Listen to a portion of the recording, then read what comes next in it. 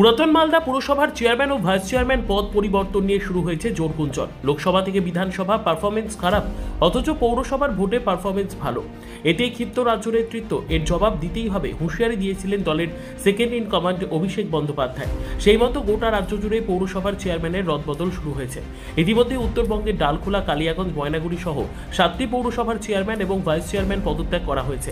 সূত্রের খবর, পদত্যাগের চিঠি এসে পৌঁছেছে মালদহের পুরাতন মালদা পৌরসভার চেয়ারম্যান এবং ভাইস চেয়ারম্যানের কাছেও। দলীয় সূত্রের খবর, তাদের পদত্যাগ করতে বলা হয়েছে, কিন্তু এই বিষয়ে চেয়ারম্যান এবং ভাইস চেয়ারম্যান কিছুই জানেন না বলে সাফাই। এ প্রসঙ্গে তৃণমূলের জেলা সভাপতি তথা বিধায়ক আব্দুর রহিম বক্সী জানান, রাজ্য নেতৃত্ব পূর্ণাঙ্গ কোনো সিদ্ধান্ত নিলে তা অবশ্যই মানা হবে। দলীয় সূত্রে জানা গিয়েছে, তৃণমূল পরিচালিত পুরাতন মালদার মোট 20টি ওয়ার্ডের মধ্যে 18টি ওয়ার্ডই রয়েছে তৃণমূলের দখলে। চেয়ারম্যান রয়েছে কার্তিক ঘোষ এবং ভাইস চেয়ারম্যান রয়েছেন শফিকুল ইসলাম। কিন্তু পুরসভার বর্তমান কর্তৃপক্ষের বিরুদ্ধে বিভিন্ন এলাকায় মানুষের মধ্যে অসন্তোষ তৈরি হয়েছে। উল্লেখ্য, উত্তরবঙ্গের বিভিন্ন জেলায় পুরসভার রদবদল হতেই পুরাতন মালদা পুরসভার চেয়ারম্যান ও ভাইস চেয়ারম্যানের পদ পরিবর্তন নিয়ে শুরু হয়েছে জোর গুঞ্জন। এটা রদবদল, হ্যাঁ, এটা কিভাবে দেখছেন এবং কেন এই গুঞ্জনটা? দেখেন, আমরা রাজ্যের বিভিন্ন প্রান্তেই দেখতে পাচ্ছি রদবদলটা।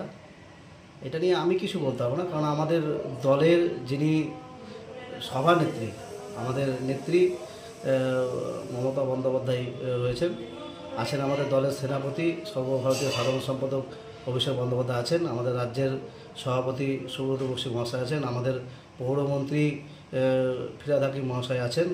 তো এটা পুরোপুরি দলের ইন্টারনাল বিষয়, এই বিষয়ে আমি কিছু বলতে চাই না।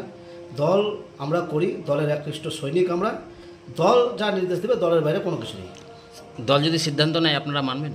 হ্যাঁ, মানবো না কেন? দল যারা একনিষ্ঠ, যারা দলের সৈনিক, আমরা দলের একনিষ্ঠ সৈনিক। আমি ব্যক্তিগতভাবে রাজ্যে তৃণমূল ক্ষমতা আসার আগে থেকে আমি এই তৃণমূল ছাত্র পরিষদের জেলা সভাপতি ছিলাম। সুতরাং আমরা দলের পালস বুঝি। দল যা সিদ্ধান্ত, দলের বাইরে আমরা কোনোদিন যাইনি, দলের বাইরে কোনোদিন যাবো না।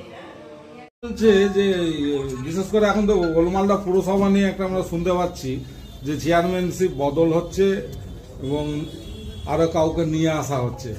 এই বিষয়ে আপনাদের কাছে কি খবর?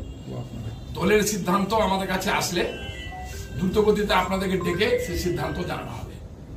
এখন পর্যন্ত দলীয় সিদ্ধান্ত সেভাবে আমাদের কাছে এসে পূর্ণাঙ্গ সিদ্ধান্ত এসে পৌঁছায়নি, ফলে সেই ক্ষেত্রে আপনাদেরকে আমরা এই মুহূর্তে এই ব্যাপারে কিছু বলতে পারছি।